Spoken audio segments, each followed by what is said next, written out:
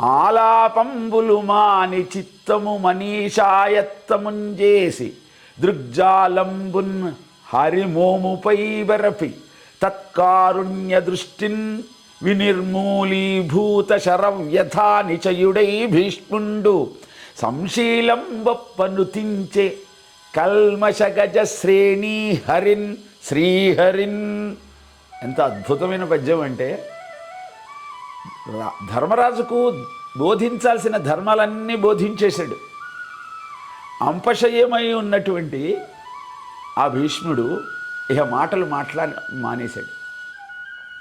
మానేసి ఆయన మనస్సును ఆ శ్రీహరి మీద ఉంచాడు. దృష్టిని ఆ శ్రీకృష్ణుడి యొక్క ముఖము మీద ఉంచాడు. ఎప్పుడైతే ఆయన దృష్టి తత్కారుణ్య దృష్టిన్, ఆ శ్రీకృష్ణుడి యొక్క దృష్టి ఈ భీష్ముడి మీద పడిందో, వినిర్మూలీభూత శరవ్యధానిచయుడై భీష్ముండు, ఆ బాణాలు గుచ్చుకోవటం వల్ల కలిగిన నొప్పంతా కృష్ణుడి యొక్క దృష్టి భీష్ముడి మీద పడగానే అంతర్ధానం అయిపోయిందట. అప్పుడు సంశీలం గొప్ప అద్భుతమైనటువంటి సుగుణాలు కలిగినటువంటి ఆ మూర్తిని తలుసుకొని భీష్ముడు కల్మష గజ శ్రేణీ హరిన్, కల్మషం అంటే పాపం, ఈ కల్మషాలన్నీ ఏనుగనుకుంటే ఆ ఏనుగుల సమూహాన్ని అంతరింపజేసే సింహం ఆ శ్రీహరి. హరి అంటే సింహం అనే అర్థం ఉంది, శ్రీహరి అనే అర్థం ఉంది. అందుకనే కల్మష గజ శ్రేణీ హరిన్ శ్రీహరిన్. అద్భుతమైన పదప్రయోగంతో పోతనామచ్చుడు భీష్ముని యొక్క స్థితిని మనకు చెప్పిన తరువాత ఆ భీష్ముడు ఏ విధంగా స్తుతిస్తూ ఉన్నాడు.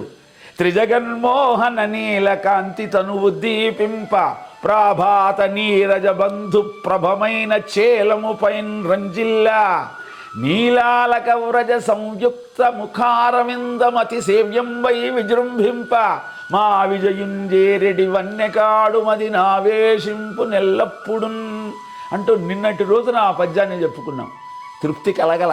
ఎందుకంటే వ్యాసుడు ఏ విధంగా వర్ణించాడో ఆ సంస్కృత శ్లోకాన్ని కూడా ఒక్కసారి మనం పరిశీలించినట్టయితే భీష్మ స్తుతి ఎంత అద్భుతంగా ఉందో అర్థమవుతుంది. త్రిభువన కమనం తమాల వర్ణం, మూడు భువనాలకి మనోహరమయంగా అనిపించేటువంటి స్వరూపం. అది ఎలా ఉంది? తమాల వర్ణం, తమాల వృక్షం. అంగం హరే పుల్లక భూషణమాశ్రయంతి భృంగాంగనేవ ముకులాభరణం తమాలం. కనకధారా స్తోత్రంలో కూడా తమాల వృక్షంలాగా నల్లగా ఆ దివ్యమంగళ విగ్రహం కనబడుతుందిట. అదే త్రిభువన కమలం, త్రిభువన కమనం, తమాల వర్ణం. రవికర గౌరవ రాంబజాననాబ్జం. రవికర గౌర, సూర్యకిరణాలటువంటి కాంతి గౌరవర్ణంలో ఉన్నటువంటి శ్రేష్టమైన అంబరాన్ని దధాని ధరించి ఉన్నటువంటి ఆ స్వామిని తలుచుకుంటూ వపురలక కులావృతాననాబ్జం, ఆయన ముఖము మీద ముంగురులన్నీ పడి ఉన్నాయి.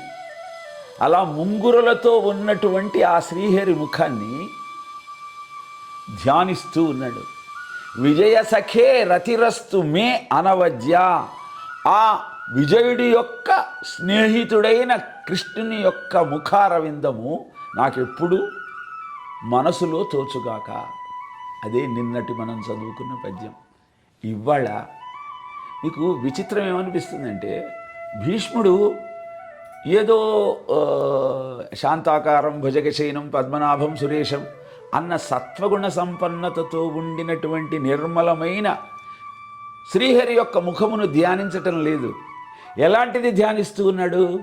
హయరింఖాముఖ ధూళి ధూసర పరిన్యస్తాలకోపేతమై. హరి హయము అంటే గుర్రం. హయరంఖాముఖ, ఆ గుర్రాలు యుద్ధంలో పరిగెత్తేటప్పుడు ఆ గుర్రపు గిట్టలు తాకి ధూళి ఎంత పైకి వస్తుంది. ధూళి ధూసర పరిన్యస్తాలకోపేతమై ఆ ధూళంతా వచ్చి శ్రీకృష్ణుడి యొక్క ముంగురుల మీద పడితే ఆ జుట్టంతా కూడా బూడిద వర్ణంలో మారిపోయిందట. బూడిదలాగా ఆ ధూళి అగుపించటం వల్ల యుధి తుర్రగ రజో విధూమ్ర విశ్వక్ అంటాడు వ్యాసుడు భాగవతంలో.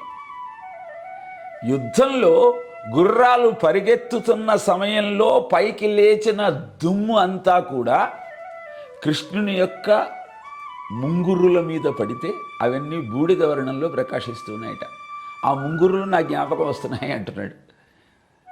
రయజాత శ్రమతోయ బిందుయుతమై కచ లులిత శ్రమవారి అలంకృత ఆస్యే అంటాడు వ్యాసుడు. దీన్ని రెండింటినీ ఎందుకు చెప్తున్నానంటే, పోతనామాచ్యుడు తెలుగు గడ్డ మీద పుట్టి భాగవతాన్ని ఆంధ్రీకరించటం మన అదృష్టమన్న విషయం మీకు ఎప్పుడు అర్థమవుతుంది అంటే, వ్యాసుడు రాసిన ప్రతిపదాన్ని అందంగా, కమనీయంగా, కవితాత్మకంగా అర్థమయ్యే విధంగా మనకు అందజేసిన పోతనామాచ్యుడిని ప్రతినిత్యం ఒక్కసారన్నా మనం గుర్తు చేసుకోకపోతే మానవ జన్మ వృధా అండి.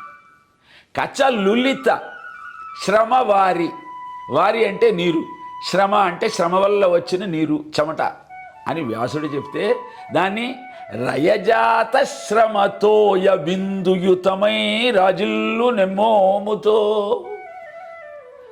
అలా గుర్రములను ముందరికి నడిపిస్తూ వెళుతున్న కృష్ణుని యొక్క ముఖము మీద లేచిన దుమ్మంతా ముంగురులకు అంటుకుంటే, అలా గుర్రాలను నడపటం వల్ల వచ్చిన చెమటతో ఆయన ముఖమంతా తడిసిపోతే, జయమున్ పార్థున కిచ్చు వేట్కన్ అని ఎలా అయినా సరే పార్థునికి విజయాన్ని అందించాలన్న సంకల్పంతో నా శస్త్రాహతిన్ చాలా నొచ్చియు, నేను బాణాలు ప్రయోగిస్తూ ఉన్నా యుద్ధంలో, దుర్యోధనుడు పక్షాన యుద్ధం చేస్తున్నా కాబట్టి 10 రోజులు యుద్ధం చేస్తాడండి భీష్ముడు. 18 రోజుల యుద్ధంలో 10 రోజులు ఈయనే చేశాడు. అలా చీల్చి చెండాడుతూ ఉంటాడు. భీష్ముడు ముందు ఎవరు నిలబడతారు? అలా యుద్ధంలో నేను శస్త్రాలన్నింటినీ ప్రయోగిస్తుంటే అవన్నీ కృష్ణుడికి తాకితే ఆయనకు చాలా నొప్పి కలిగింది. చాలా నొచ్చియు బోరించు, అయినా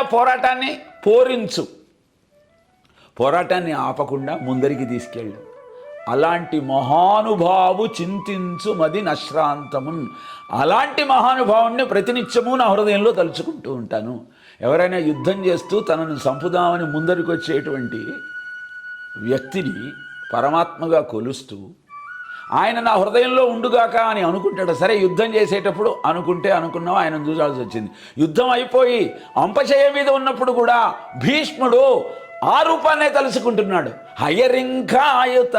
హయరింఖాముఖధూళి ధూసర పరిన్యస్తాల కోపేతమై రయజాత శ్రమ తోయ బిందుయుతమై రాజిల్లు నిమ్మోముతో జయమున్ పార్థున కిచ్చు వేట్కనని నా శస్త్రాహతిన్ చాలా నొచ్చియు బోరించు మహానుభావు మది చింతించు నశ్రాంతమున్ యుధి తుర్రగ విధూమ్ర విశ్వక్ కచ లులిత శ్రమవారి అలంకృత ఆస్యే మమ నిశిత శరై వివిధ్యమాన త్వచి కవచ అస్తు మే అస్తు కృష్ణ ఆత్మా అంటాడు.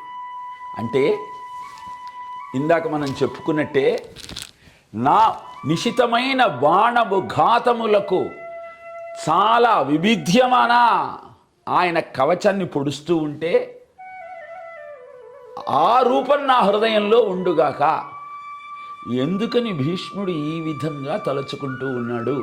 అది రేపటి రోజున ఇంకా తన మీదికి ఉరికి వస్తున్నటువంటి ఆ కృష్ణుని యొక్క రూపాన్ని తలుచుకున్న సందర్భంలో ఎందుకని భీష్ముడు ఈ విధంగా కృష్ణుణ్ణి తలుచుకుంటున్నాడన్న విషయాన్ని మనం తెలుసుకునే ప్రయత్నం చేయవచ్చు.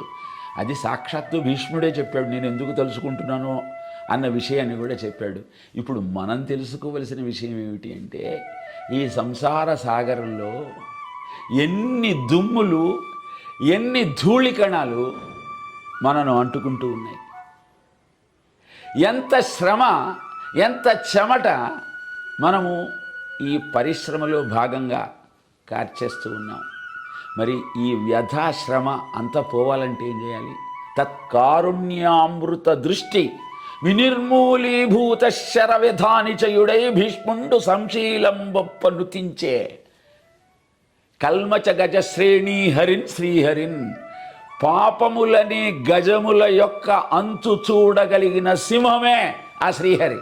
కాబట్టి ఆయనను మీరు తలుచుకుంటే ఎన్ని ధర్మాలు చెబితే ఏం లాభం? దాన ధర్మాన్, రాజధర్మాన్, మోక్ష ధర్మాన్ విభాగశః అన్ని ధర్మాలు చెప్పాడు.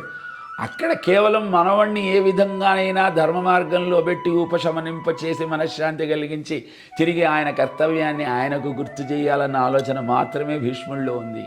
ఇక్కడ ఎప్పుడైతే ధర్మరాజుకు ధర్మాలన్నింటినీ చెప్పాడో అనంతరము ఆలాపంబులు మాని చిత్తము మనీషాయత్తముంజేసి హృదయాన్ని, చిత్తాన్ని హరిపరాయత్తం చేసి దృష్టిని ఆ పరమాత్మ మీద నిలిపాడు. ఎప్పుడైతే ఆ పరమాత్మ దృష్టి ఈయన మీద దాకిందో అప్పుడు బాణ దెబ్బల వల్ల వచ్చిన బాధంతా కూడా అంతర్ధానమైంది. అప్పుడు ఈ విధంగా కీర్తించటం ప్రారంభించాడు. ఒక్కొక్క పద్యాన్ని తెలుసుకుంటూ దానిలోనే అంతరార్థాన్ని గ్రహిస్తూ అద్భుతమైన జీవనానికి సోపానాలు నిర్మించుకునే ప్రయత్నం చేద్దాం. ఓం తత్సత్.